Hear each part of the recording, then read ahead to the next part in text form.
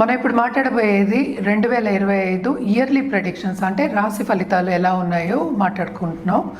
దానికన్నా ముందు మనం మాట్లాడుకోవాల్సింది ఏంటంటే గోచార రీత్యా ఎలా ఉంది, గోచారంలో ఏమేం ప్లానెట్స్ మూవ్ అవుతున్నాయి 2025లో ఫస్ట్ మాట్లాడుకోవాలి. ఏదైనా రాశి ఫలితాలు ఎప్పుడు మాట్లాడుకున్నా మనం గోచారమే ఫస్ట్ మాట్లాడుకుంటాము. మేజర్ ప్లానెట్స్ మనకు ఉన్నది ఏంటంటే గురు, అలాగే ఏంటంటే శని, తర్వాత రాహు, కేతువులు. ఈ 4 ప్లానెట్స్ కూడా, ఈ 4 గ్రహాలు కూడా ఈ సంవత్సరం మొదట్లోనే మార్చ్ నుంచి జూన్ లోపలే ఈ 4 ప్లానెట్స్ మూవ్ అవుతున్నాయి అన్నమాట. ఫస్ట్ మనం మాట్లాడుకోయేది ఏంటంటే శని. ఎందుకంటే చాలామందికి ఏంటంటే భయం వేస్తూ ఉంటుంది, ఏల్నట్స్ అని ఉంది, ఏల్నట్స్ అని ఉందని చాలా భయపడుతూ ఉంటారు. ఎందుకంటే శని అన్నాక ఇబ్బంది పెడతారు కదా. సో మకర రాశి వాళ్ళకి పూర్తిగా పరిపూర్ణంగా ఏల్నట్స్ అని వెళ్ళిపోతుందన్నమాట. అది ఎప్పుడు అవుతోంది, ఎందుకంటే శని గోచారమే మార్చ్ 29, 2025కి అవుతోంది. ఎక్కడికి వెళ్తోంది? మీనానికి వెళ్తోంది. కానీ ఇక్కడ బ్యాడ్ న్యూస్ ఏంటంటే మనం మేషరాశికి ఇప్పుడు ఏల్నట్స్ అని అనేది మొదలవుతోంది అనమాట. అలాగే మనం చూసాము అంటే రాహు మూవ్ అవుతున్నారు. ఎప్పుడు మే 18కి ఎక్కడికి? కుంభానికి మూవ్ అవుతున్నారు అనమాట. అలాగే కేతు ఏమో సింహానికి మూవ్ అవుతున్నారు. సో కొంతవరకు ఏంటంటే కన్యా రాశి వాళ్ళకి ఊరట, అలాగే మీనరాశి వాళ్ళకి కొన్ని విషయాల్లో ఊరట కలుగుతోంది అనమాట. అలాగే మనం చూసాము అంటే ఇప్పుడు గురు, ఈ 4 గ్రహాలు మేజర్ నేను చెప్పినట్టు. ఈ గురు ఏంటంటే ఇప్పుడు రిట్రోగ్రేడ్లో ఉన్నారు, అంటే వక్రించి ఉన్నారనమాట.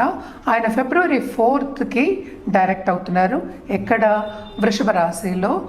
వృషభ రాశి నుంచి ఇప్పుడేమో మిథున రాశికేమో మే 14th మూవ్ అవుతున్నారనమాట. సో ఈ 4 గ్రహాలు బట్టి మనం మిగతా రాశి ఫలితాలన్నీ మాట్లాడుకుంటూ ఉంటాం. ఇంకోటి ఏంటంటే మేజర్ గ్రహం ఇప్పుడు స్తంభించిపోయి ఉన్నది ఏంటంటే మనకి కుజగ్రహం. సో కుజుడు ఏంటంటే నీచపడాడు, అలాగే ఏంటంటే మిథునానికి వెళ్ళడం, రిట్రోగ్రేడ్లో ఉండడం చాలా కొంచెం ఇబ్బందులు పెడుతున్నారనమాట. సో ప్రస్తుతం ఏంటంటే జూన్ 7కి ఆయన సింహానికి వస్తున్నారు. సో ఇవి మేజర్ ఈవెంట్స్ అనమాట గోచారం ఇన్ 2025, ఎస్పెషలీ స్టార్టింగ్ ఆఫ్ 2025. అలాగే మనం చూసాము అంటే January 14కి సన్ ఏమో మకరానికి ప్రవేశిస్తున్నారు. అంటే ఏంటి? మకర సంక్రాంతి మనం చేసుకుంటూ ఉంటాం, అందరికీ తెలుసు. అలాగే ఏంటంటే మెర్కురీ ప్రస్తుతం ఏంటంటే బుధుడేమో మనకేమో ధనుస్సు, తర్వాత ఏమో మళ్ళీ ఏమో మకరం, ఇలా జరుగుతూ ఉంటుంది. ఎందుకంటే ఇవన్నీ చిన్న గ్రహాలని కాదు, ఈ గ్రహాలన్నీ ఏంటంటే 30 రోజులకి 45 రోజులకి మారుతూ ఉంటారు. సో అంతవరకు మనము మరీ ఎక్కువ తీసుకోలేము, ఎందుకంటే మనం మాట్లాడుకునేది సంవత్సర ఫలితాలు. సో ఇది ఈ బేసిస్ మీద మనం ఏంటంటే ఇప్పుడు రాశి ఫలితాలు అనేవి చూడాలన్నమాట. మనం ఇప్పుడు మాట్లాడేది కుంభరాశి వాళ్ళ గురించి. కుంభరాశి వాళ్ళకి 2025లో ఎలా ఉందో చూద్దాము. రాశి ఫలితాలు సంవత్సరం అంతా మాట్లాడుతున్నాం మనం. కుంభరాశి వాళ్ళకి అందరికీ తెలిసిన విషయం ఏంటంటే ఇప్పుడు శని కుంభంలో ఉన్నారు. ఈ రాశికి అధిపతి కూడా శని అయ్యారు కదా. సో శని ఏమో మనకి ఏంటంటే మార్చ్లో మనకి మీనానికి మూవ్ అవుతున్నారు అనమాట. సో లక్కీగా ఏంటంటే కుంభరాశి వాళ్ళకి చాలా బ్రహ్మాండంగా ఉంది. ఎందుకంటే కొంతవరకు శని ఏంటంటే నెత్తిమి కూర్చున్నారు కదా ఇప్పటి వరకు, ఆయన పైకి వెళ్ళేప్పటికీ చాలా మటుకు రిలీఫ్ అనేది ఉంటుంది. ఇది year of relief and progressive mind set and progress ఉండే ఒక ఇయర్ కింద మనం తీసుకోవచ్చు కుంభరాశి వాళ్ళకి. ఏంటంటే కుంభరాశి వాళ్ళకి అంటే ఏంటి, ఎప్పటికైనా కుంభం అంటేనే మనం చూసాము అంటే లైఫ్ ఇచ్చే ఒక రాశి కింద మనం తీసుకుంటూ ఉంటాము. అంటే ఏంటంటే అందరికీ మనం చేయాలి, అందరితో మనం ఒకళ్ళు అనుకునే ఈక్వాలిటీ ఉండే ఒక రాశి కింద మనం తీసుకుంటూ ఉంటాము. అండ్ ఆల్సో మనం చూసాము అంటే సెకండ్ అండ్ 11th లార్డ్ కుంభరాశి వాళ్ళకి మనకి గురువు అయ్యారు. గురువు కూడా ఏంటంటే 5వ ఇంటికి మూవ్ అవుతున్నారు. ఇప్పుడు బ్రహ్మాండంగా ఉంది మార్చ్ తర్వాత, ఎందుకంటే 4th హౌస్లో కూడా జూపిటర్ ఉన్నారు. 4th నుంచి 5thకి మూవ్ అవుతున్నారు కనుక పరిపూర్ణంగా వీళ్ళకి లక్ అనేది ఎక్కువ ఫేవర్ అవుతుంది అని చెప్పాలన్నమాట. ఎందుకంటే ఈ రాశిని కూడా ఆయన చూస్తున్నారు. సో చాలా బాగుంటుంది. అలాగే మనం చూసాము అంటే రాహు కూడానే వస్తున్నారు. రాహు కూడా ఉండేప్పటికంటే రాశికి వస్తున్నారనమాట మేలో. వచ్చినప్పటికీ ఏంటంటే మంచి ఫారిన్ ఆపర్చునిటీస్ అనేవి ఓపెన్ అవుతాయి. అలాగే ఏల్నాట్స్ అని ఉండేప్పటికీ, శ్రమ ఉండేప్పటికీ పైకి వెళ్ళే ఛాన్సెస్, బాగా డబుల్ ప్రమోషన్, ట్రిపుల్ ప్రమోషన్ వచ్చే ఛాన్సెస్. అంటే ఏంటంటే జంపింగ్ ఒక ఇది అనుకుందాం, అలాంటి ఛాన్సెస్. అంటే కొన్ని అడ్డంగాలు తొలగిపోయిన తర్వాత ఈజీగా పాత అంతా ఈజీగా అయిపోతుంది కనుక శ్రమకి తగిన ఫలితం అనేది వీళ్ళకి చాలా ఎక్కువ ఉంటుంది. శ్రమ పడినప్పటికీ, అందుకనే ఇందాక నుంచి చెప్తున్నాను, శ్రమ పడినప్పటికీ వీళ్ళకి తప్పక పాజిటివ్ రిజల్ట్స్ అనేవి ఈ సంవత్సరంలో ఎక్కువ ఉంటాయి. సో బాగుంటుంది.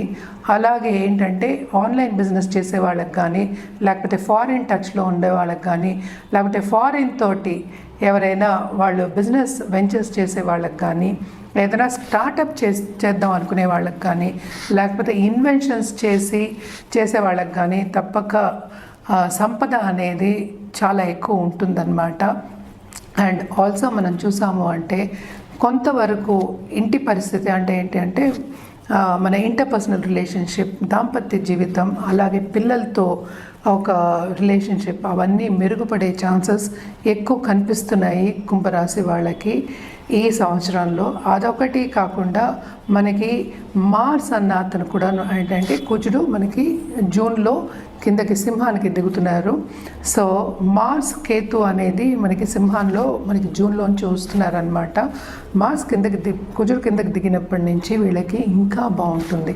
అంటే second half of this year ఇంకా బ్రహ్మాండంగా ఉంటుంది. దేంట్లో? కెరియర్ పాత్లో. అంటే ఏంటి, వాళ్ళు చేసే ఉద్యోగం కానీ, ఉద్యోగ రీత్యా పైకి రావడం కానీ, ప్రమోషన్స్ రావడం కానీ, దాని మీద సంపద రావడం కానీ, లేకపోతే ప్రాజెక్ట్స్ ఎక్కువ చేసి దాంట్లో వాళ్ళ ఇన్వెస్ట్మెంట్ చేసిన దాంట్లో కానీ, ప్రాజెక్ట్స్ చేసిన దాంట్లో కానీ ఎక్కువ లాభాలు పొందడం కానీ, ఇవన్నీ జరిగే ఛాన్సెస్ ఎక్కువ కనిపిస్తున్నాయి. తప్పక శని అనుగ్రహం కూడా వీళ్ళకి ఉంది, అలాగే గురు అనుగ్రహం కూడా ఉంది కనుక వీళ్ళకి ఈ సంవత్సరం అంతా బ్రహ్మాండంగా ఉంటుంది. పట్టుకుందల్లా బంగారం అన్న కానీ అట్లీస్ట్ సిల్వర్ అయినా ఉంటుంది. తప్పక వీళ్ళు సిల్వర్ ఆర్నమెంట్స్ ఒంటి మీద వేసుకుంటే, నిత్యం వేసుకుంటే చాలా మంచిదన్నమాట. అలాగే కొత్త వెంచర్స్ వస్తాయి, కొత్త బిజినెస్ స్టార్ట్ చేసే ఛాన్సెస్ ఉన్నాయి. నేను ఇందాక చెప్పినట్టు ఆన్లైన్ బిజినెస్ చేసే వాళ్ళకి బ్రహ్మాండంగా ఉంటుంది. అలాగే ఏంటంటే వీళ్ళకి స్పిరిచువాలిటీ మీద మక్కువ చూపిస్తారు. అలాగే చదువుకునేది కూడా డిఫరెంట్ సబ్జెక్ట్స్, అంటే ఏంటి, గుప్త సబ్జెక్ట్స్, ఒక ఆస్ట్రాలజీ కానీ, లేకపోతే మన న్యూమరాలజీ కానీ, టారో కార్డ్స్ కానీ, ఇంకా చాలా ఉన్నాయి ఇలాంటివి, మెడిటేషన్ కానీ, ఇలాంటివన్నీ స్పిరిచువల్గా గ్రో అయ్యే ఛాన్సెస్ ఈ సంవత్సరంలో కుంభరాశి వాళ్ళకి బ్రహ్మాండంగా ఉంది. సో తప్పక ఈ దశలో నడవచ్చు, మీకు నచ్చింది మీరు చేయొచ్చు, మీరు నచ్చిన గోల్ని మీరు సాధించే ఒక సంవత్సరం కింద మీరు తీసుకోవచ్చు అన్నమాట. అలాగే స్టూడెంట్స్కి కూడా చాలా బాగుంది. బయటికి వెళ్ళి తప్పక ఫారిన్ టచ్ వస్తుందన్నాను కదా, వాళ్ళ ఇంటి దగ్గర నుంచి దూరంగా ఉండడం కూడా మనం ఫారిన్ అనే చెప్తూ ఉంటాం. ఫారిన్ అంటే యూఎస్ఏ, యూకే అవ్వక్కర్లేదు, ఏదైనా అవ్వచ్చు. ఇంటి నుంచి దూరంగా ఉండి చదువుకుని దాంట్లో పైకి వచ్చే ఛాన్సెస్ కూడా ఎక్కువ కనిపిస్తున్నాయి. అంటే ఉన్నత ఒక యూనివర్సిటీ కానీ, సపోజ్ ఐఐటి కానీ, ఐఎం కానీ, అలాంటివి పై చదువుల్లో చదువుకునే ఛాన్సెస్ ఉన్నాయి.